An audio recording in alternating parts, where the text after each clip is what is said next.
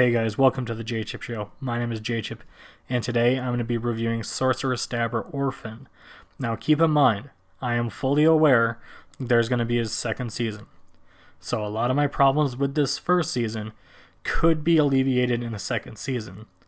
I am also aware that this is a remake of an anime that came out in 1998. I am not reviewing that. I am reviewing this remake that came out in 2020. Sorcerous Stabber Orphen is a complete mess of an anime series. It tried very hard to cram in a ton of different side plots that just go nowhere, and worst of all, it didn't improve any of the characters. Every so often this show gives a glimpse of something good, but they just fuck it up. This had all the right tools to make a pretty good anime, but Studio Dean said fuck it, we're just gonna make it a jumbled mess of a fantasy show.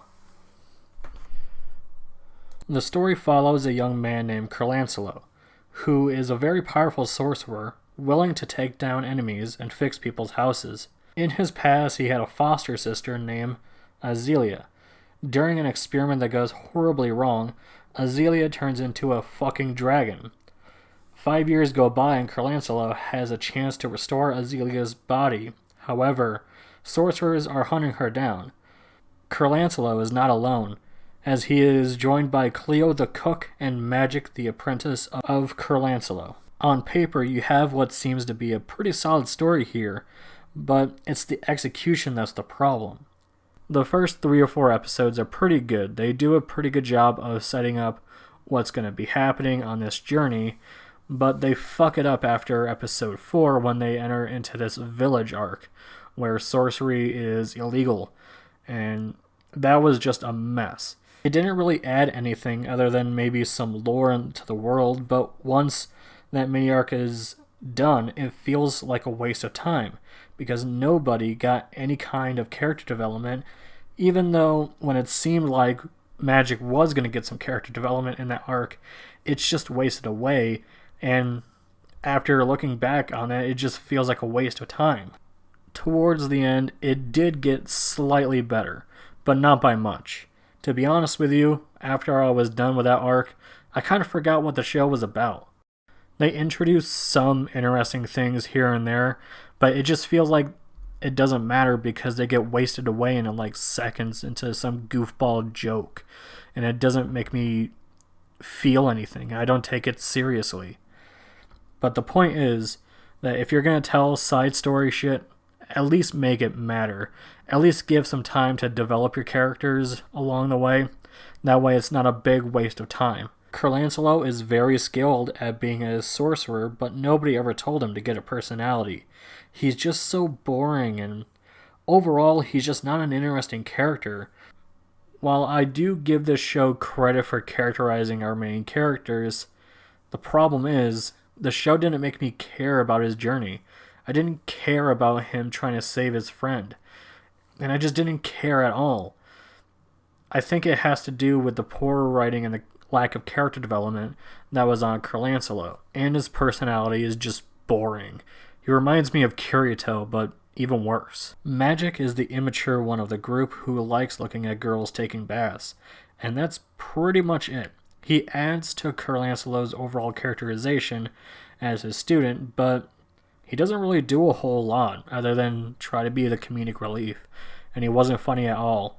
As a matter of fact, if he died in the show, I really wouldn't care because he didn't really matter all that much. Chloe, in my opinion, was by far the best character out of the 3 main characters, as she added a ton of personality, and I was so happy about that. Finally, we have a character that actually has some kind of personality and is kind of funny. I enjoyed the little antics that she had with Curlancelo. However, she isn't the best character in the entire world. She looks kind of funky, and whenever she's on screen, she's always the highlight of the episode. The rest of the cast are all very one-note, generic fantasy characters, and villains that I've seen before in better fantasy shows. Sometimes they'll add in a villain, have this big scene of exposition dumps, and then nothing happens later on, and it's just like, why are you going to waste my time like that? Can we at least move on? Can you at least add something to the story? No, you can't? Okay. Studio Dean got their hands on the show, and boy does it not look like something that came out in 2020. For starters, the CGI is terrible. The backgrounds look lame. A lot of the characters look off model a lot of the times, especially during the close-ups, and it's just very inconsistent.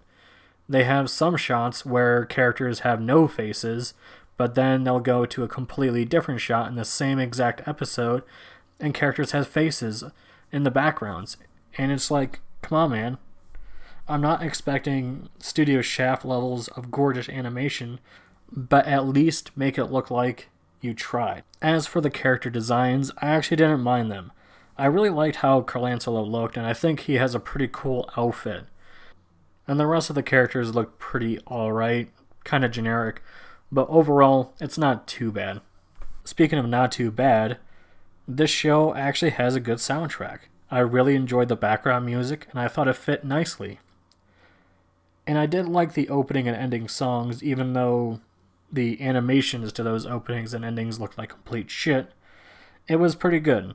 I started this show with the Japanese sub, but I quickly changed it to the dub because I didn't give a fuck. This show was so boring that if I continued to watch it through the sub, it would probably take me to next year to finish it. It was just so bad.